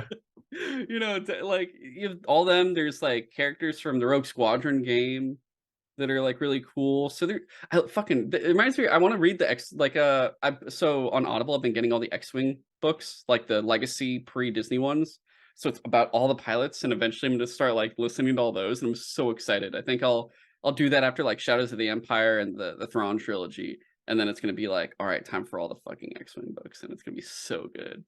But I think like this is the thing, dude. Pre-Clone Wars, pre-Mandalorian, it was Rebel pilots for me. Like that was the coolest shit. So it's like you have Rebel pilots, then you had the clones and the ARC troopers in the Clone Wars, and now it's like fucking Death Watch Mandalorians, and those are like the coolest things to me in all these eras and stuff. Sorry, tangent there. I got too excited. So I complain about Star Wars, but you can tell I fucking love Star Wars, and it's probably Yeah. why I complain about Star Wars sometimes. No, it's like when you love something enough, like you criticize it more probably just because Yeah. you want it to be the best that it can be because you love it so much. Yeah. So there's oh god, there's so much. I still, I never beat Rogue Leader, the second Rogue Squadron game. I never Really? played Rebel Strike. Yeah, they're not on One thing that PC. If they were on PC or fucking Switch, I'd be so happy. Dude, God one damn. thing that's been bugging me is I started playing Star Wars Squadrons on I still have to PSVR play that. 1. Oh my god, I And forgot on about that game. PSVR 1, like, dude, that shit was so cool. And the story's actually really good too. So I might just finish it without the headset because, like, at this point, I would have to re-hook up all that headset shit to play it in VR again. And I'm like, I don't know if I want to bother with Should that. probably maybe we could throw that into the Jedi Fallen or Jedi Survivor episode or Yeah. something. I don't know. It'd be a Like, long it's not ass that episode long. though. And it's like, it's actually legitimately not a bad story. Okay. Okay. We'll see what happens then. Yeah. But otherwise, like the back to Bo-Katan and her whole thing, like I do like that she gets the Mythosaur symbol, because the only other person we've seen with the Mythosaur symbol, which is the whole like blueprint of Mandalorians, is Yeah, Boba it's like Fett. basically the symbol of it's like their symbol. Yeah, and he's the only one that's had it, which is interesting because it's like he's when you learn more about him, you're like, oh, he's a clone. He's not actually Mandalorian technically, but he like sort of is. Yeah, it's like he's genetically, I guess, Which does Mandalorian. no pre-Disney. He becomes Mandalore. He is Mandalore. Like that's Yeah, why it's like different here, where he's just like, I'd like to be Crab Lord of a small fucking yeah. place. That'll be the daimyo. Yeah, I'm like, but yeah, you got millennials. Good job. Then me soaking my bath. Yeah. God damn. I got better. Yeah.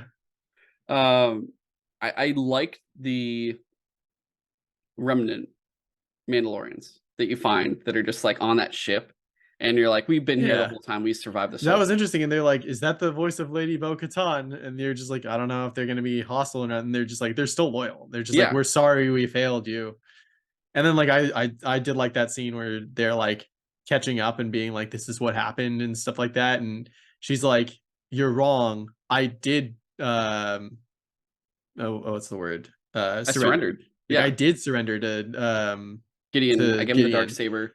And but he still like slaughtered all of Mandalore after I gave up. Like she basically was trying to do the last thing she could do to save her people, and it was ignored basically. Yeah, and the whole thing was like she was blamed because it was like what happened. It's like she did like try to save them. And it's funny because at first I wasn't sure if I'm like, does that make them hate her or respect her more? And it was like a Right. whole thing of like apparently they respected her more through it, which was interesting. And I thought that considering everything that's happened, like from Rebels to then, when Rebels she gets the dark saber and becomes in charge, to like at that point when everything gets fucking destroyed. Uh, they don't really say like, oh, how is she like? I mean, obviously, Death Watch followed her, and then the pretty much like the cult. I just call it the fanatics are just like, yeah, no, she fucking sucks.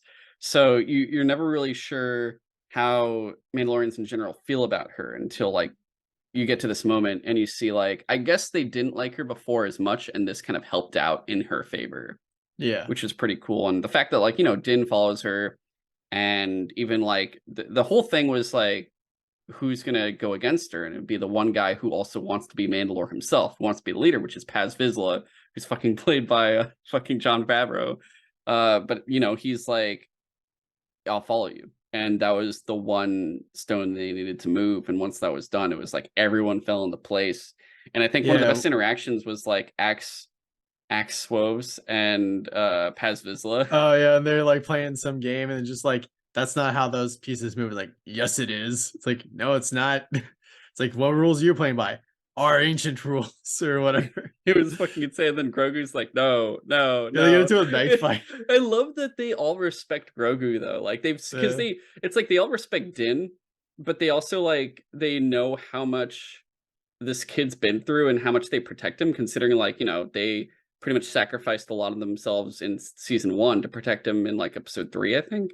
that and Um, it also seems like they take it very seriously that like, no, no, no, no. He may look different than us, but he is a youngling or a Foundling, foundling. Like, so he gets all of the foundling respects that we give to like the young ones because that's how our culture is. yeah.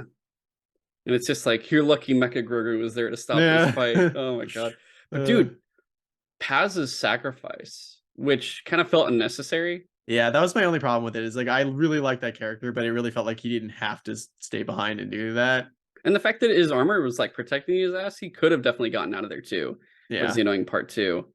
Um, and he fucking killed, dude. He literally annihilated all of them Yeah, he until killed his like gun literally overheated. all the soldiers until like the Praetorian Praetorian guards guards. showed Oh my up. god, I was just like, fuck, not these dudes, because they're like the equivalent of the Emperor's Guard, Yeah, like. they're like basically trained to fight and kill Jedi. So Which reminds me, I need to still another thing I want to read is Crimson Empire. For those that don't know, that's about some of the guards from the Emperor and what happens to them after mm, he dies in episode 6. There's like a 3-part, it's like 3 different books or something, and it's like comics, I think. It's supposed to be really fucking cool. Just more lore there. It's like it's obviously legacy now, but that's where all the fucking dope shit yeah. is. Um yeah, so their designs were cool. I was happy to see them. And because I guess you get the fucking whatever ones in episode 8 or something that guard Snoke. But these ones were cool. And I like that they were using the weren't they the same types of blades that the Magna guards use in the Clone Uh Wars? the vibroblades. Yeah, oh yeah, they're like Rebel blades. And you have Paz has the knife version that I guess they Yeah. first show in what is it, Kotor, I think. Yeah. Yeah, so that was really cool because you're just like, oh right, because you never see Yeah, I them. was like, oh cool, Yeah, vibroblades. you never see them until this. Like this is, I think, the first like Yeah. live action or even animated, like just They were like visual essentially version. the proto lightsaber where it's like they're not made of energy, but they can like cut through basically anything because it's like a blade that's vibrating like the Flash. And they could give a lightsaber, like it's a lightsaber is not going to like cut this in half Yeah, it's one necessarily. of the few things that can actually block a lightsaber and Yeah. like go toe to toe with one. Which for those that also haven't realized, the dark saber is also a lightsaber. It's just a different. Yeah, it's just somehow weirdly shaped. Yeah. Which I And it guess sounds very different. Moff Gideon and the dark saber. So Moff Gideon, his ideas were interesting because he wanted to incorporate everything, whether it was the clone troopers, the dark troopers, he said clones, Jedi, and Mandalorians were the three, like, if you can combine all three, you'll have an unstoppable army, pretty much. And that's what he was trying to do. And that's what I think kind of hints that, like, the dark troopers, it's like, oh, how did you try to use the clones? And it's like the dark troopers. It sounds like that's what makes especially since he was still Bad Batch. Like he was still calling them his dark troopers. It's just like now they're perfect because instead of being robots, they're me. Yeah, and what's interesting is some of but them with make also like force powers. some of them are making human sound. Yeah. So it's like those were human dark troopers though, not robotics, right? Yeah, so the other troopers that he was throwing at them, I don't think those were the clones, but No. I don't know. The whole thing is so I think they like used the clones as some form of blueprint for the dark troopers. I don't know what part. The whole thing is season 3 of Bad Batch is I think we'll find out what part goes to that, like how it leads to them becoming that kind of thing. I don't think it's like I am now a dark trooper and like we're the skeleton of that or the core. I think it's more of like we took the brain or something. I don't fucking know. It's going to be very interesting how it works. But he's trying to combine it all. And when you see his suit, it's straight up like dark trooper tier. It's so suit. weird. It's so heavy and indestructible because it's it's a Beskar plated dark trooper suit. So it's got just the amount of heaviness and force of the dark trooper. I feel like they went went a little vulnerability of Beskar too far with the mechanical like whirring noises every time it took a step. It was a little bit much. It was kind of but it did sell the point of like no, this isn't just like armor you wear. It's literally like the Mjolnir armor from Halo where it makes you wicked strong too. Yeah, like the whole thing is like once they would get into hand-to-hand combat with him, it was just like, oh, we're getting fucked up. Like this dude's so much stronger right now, and it's not even give himself Darth Maul horns. Yeah, because you see, like in their fight in season 2, Din and Bo-Katan are both stronger than Moff Gideon individually, but with this armor, it's basically he's using a very super handicap in order to like achieve victory. And it makes sense. It makes total sense.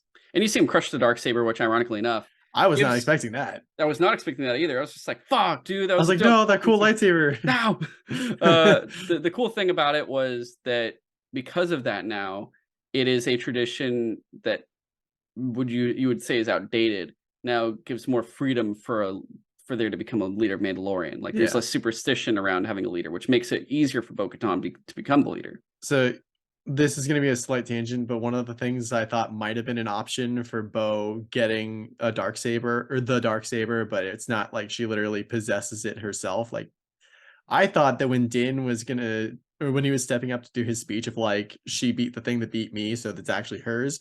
I thought he was gonna do this whole thing where like I'll be her Kingsguard essentially, and I'll be her Darksaber, and like be the new tradition of like one Mandalorian to be like the perfect guard to the leader.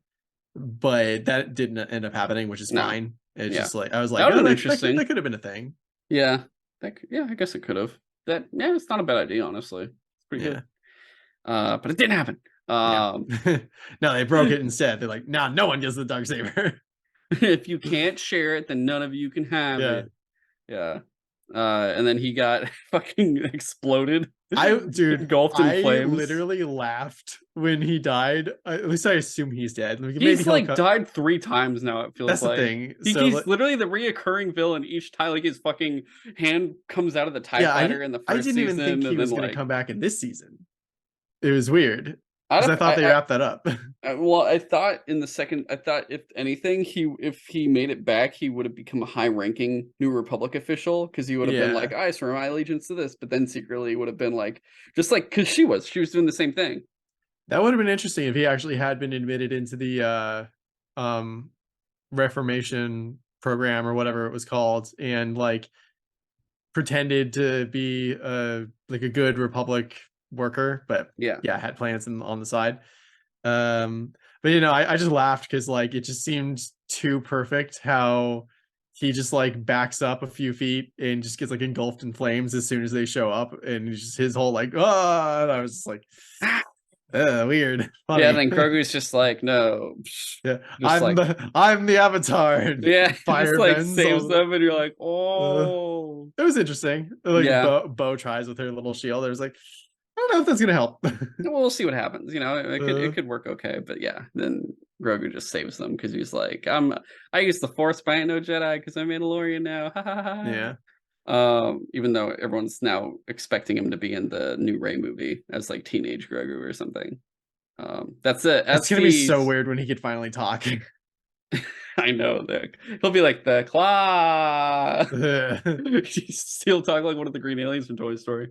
Um, but yeah, otherwise, like, you know, it ends with uh Bo-Katan becoming the leader, and I think this is where, you know, season 4 is going to be interesting because the whole thing they say, like they specified, like he's no longer the main character. There's multiple main characters. I they're think like the Mandalorian could mean any Mandalorian. Like, but you said singular the man, so I do I don't agree, but know. I also like having her front and center more because she was, like I said, she's a very That's the highly thing. That's enjoyed that character of mine. I would mind more if it wasn't focusing so much on such a cool character. Yeah, Like, so because it's Bo-Katan, I'm like, that's fine. I like Din, but I really like Bo. yeah. So I think season 4, like they've already said, like it sounds like Mandalorian's gonna go back to his individual adventures with him and Grogu. Like that's the whole point, is like we're gonna go do that thing. I totally love that, honestly, because I Yeah. like the whole, like it's still the Western. That's why this has been so much fun. Is it's like it's a Western. They're going around doing these crazy adventures and shit, and meeting other characters, which will be fun. Yeah. And obviously, no Cara Dune to see again, Yeah. but I'm sure like he'll still interact with Bo-Katan, maybe with Boba Fett, depending on what's going on. And then Bo-Katan will probably have more of like we're getting the rebuilding of Mandalore along with potentially the rise of the Mythosaur. Yeah. So whatever's gonna happen there, and the fact that Moff Gideon dies and his whole area is like annihilated, like will the Imperial Remnant then go, oh shit, we have to take care of this now because we did see them as a threat, and now they're an even bigger threat because now not only did they defeat Moff Gideon, but they're fully going Yeah. to be rebuilding now. So And they're unified. they're unified. So we'll see if the Imperials do anything about this. If maybe the New Republic doesn't like this either. Who knows? Like what's going to happen here? Even though it seems like the whole thing is Din Djarin is going to work with the New Republic. Actually, I forgot about that. He's going to work for them as like a Oh yeah. contractor, or like as a hired hand, which is going to be fun because it's like I think we're going to see more of I forget what that character's name is, but you know, fucking Highway Patrol man, going to that. I love that Rebel base because it's like a weird like coastal rebel. I mean, not fucking rebel, New Republic base. Rebel sounds so much better. But that New Republic base where it's like this is where they kind of chill in between missions and they go out, and I just love seeing that there's like these X-Wings and Y-Wings there, and it's so much fun to just Yeah. like enjoy looking at them. But I think also the other thing we might see is more of the it's weird seeing the New Republic because the whole thing is like, yo, we beat the Empire, so the New Republic should be good, right? And the way they keep showing it is Yeah, it's they a keep making it failing seem just system. as bad. Yeah, it's like corrupt, it's not good. A lot of the stuff is the same, like the re-education is pretty fucked up. So you're not really sure what's gonna come of it, considering like are we going to be seeing the whole like downfall of the New Republic and the rise of the First Order? Is that the whole point of this? Is that what's coming out eventually? Is because I don't think the Imperial Remnant will turn into the First Order until Thrawn is dead. I think Yeah, once maybe. that stuff is done, then we would get into the rise of the First Order. That's what I feel like would be the next step, considering like Thrawn is the Imperial Remnant. That's what the whole thing was usually in Star Wars, was he was that, and then eventually like he got taken out and things went really bad for the Imperials. Obviously they were still around in Star Wars because we didn't have a First Order in pre-Disney, whereas now they can shorten the lifespan of the Imperial Remnant and throw the First Order in and kind of start building them up over time. I just don't know. That's what I think. I'm almost positive that this movie will kind of be the exit of the New Order, New Republic era and the bridge to the Rise of the First Order. Mm, I don't know, just guessing. Um, probably. but I think hopefully as long as they have it more put together, it should be a better season. Yeah. It just Um, felt like the season had a lot of like way too many detours, and it took like 6 out of the 8 episodes to really get to what the main point of the season was. And then it was like once you find out that Moff Gideon was like he never got to where he was being transferred to, and he's like out somewhere. That's when like the real plot happens, and then like basically everything of importance happens in like the last 2 episodes. yeah. So yeah, yeah, pretty much. Otherwise, the season itself, I think it's definitely not. Season 2 is still the best season. Season 2 Oh yeah. is never. I don't think anything's ever going to beat season 2. Like that is still like I think that's one of the the main reasons best. why I was so disappointed by this season was I thought like Mando season 1 was really good. Season 2 was so good that I was just like, "Wait, this is the same show? What? What happened?" So, what would we say is better, season 1 or season 3? I'd say season 1 just because it felt more like Cohesive? cohesive and focused. Yeah, Like, I don't I know. agree with that. I think that's fair. Uh, and I think that's pretty much everything. I don't think there's anything else then, right? Yeah, I think we covered pretty much all the main Yeah. points. Overall, enjoyed both Bad Batch, Yeah, it's like we were Mandalorian. kind of down on it, but it's like I'd still say this season was good, like fine at worst. Enjoyed but critical, if that makes Yeah, sense. Yeah, yeah, yeah. But yeah, that's everything. Like I said, this Friday. So today, this is Sunday. This will go out either Monday or Tuesday. I don't know, just because it's not the easiest to also like edit the day it was recorded and released to, yeah. and everything else. I got to prep from some other stuff. But the remastered Star Wars special episode, which I've renumbered because it didn't have a number before, and it came out in between. This is how old this is. Right now, we're at episode 189. This was episode in between episodes 34 and 35. That's how old this Damn. is. Oh Yeah. my god, I forgot that was how far back This that was. was the episode I'm putting out on Friday was recorded in January of 2020. So this is right before the pandemic even started. Well, wow. Yeah, exactly. Back in the Uh before times. yeah, so everything's gonna be different. Like we'll even sound different, honestly. That might have been also one of the times I was a lot more nasally. This is before I had a Yeah. surgery on my nose, so I definitely sound different among like I might have been like sick or something too, and it was obviously pre-COVID sick. It was just like sick. I also would have been Um, recording on my MacBook that fucked up all the time. yes, that one. I always have like the fucking Dude, when I hairs. found out it was like GarageBand that was doing that and not like just my computer in general, it was like GarageBand was fucking up. I was just like, Apple, fuck you. Yeah. Why? So yeah, this Friday, look for it, episode 34.5. It'll be the Star Wars special remastered. We're gonna, if you guys just want to listen to us talk about Rise of Skywalker, the first season of Mandalorian, along with kind of like how we felt about the Star Wars movies. It's kind of like a full like grading of like not each movie individually necessarily, but we rank all 5 movies. When I'm talking the 5, I mean episodes 7 through 9 plus Rogue One and Solo. So we're not like focused on each one, but we kind of give like a very short like version of it all, plus mainly 9 and everything, and just how we feel about the trilogy, how Disney did with the movies and everything else. Yeah, I think the best Uh part is us talking about like has Disney fucked up too hard? yeah. And it's fun to look at that then and look at where we are now, because the way we talk about it, we're like, yo, they failed with movies and everything else. And we're at a point where we still haven't had a movie since then. Yeah, Like we're at episode 189 and we're talking about movies that haven't come out since episode 34. So like that's how long ago that was. That's crazy. But that's coming out Friday. Next week, like I said, we'll be talking John Wick Chapter 4, which you gotta go see that quick. yeah. See it before it leaves.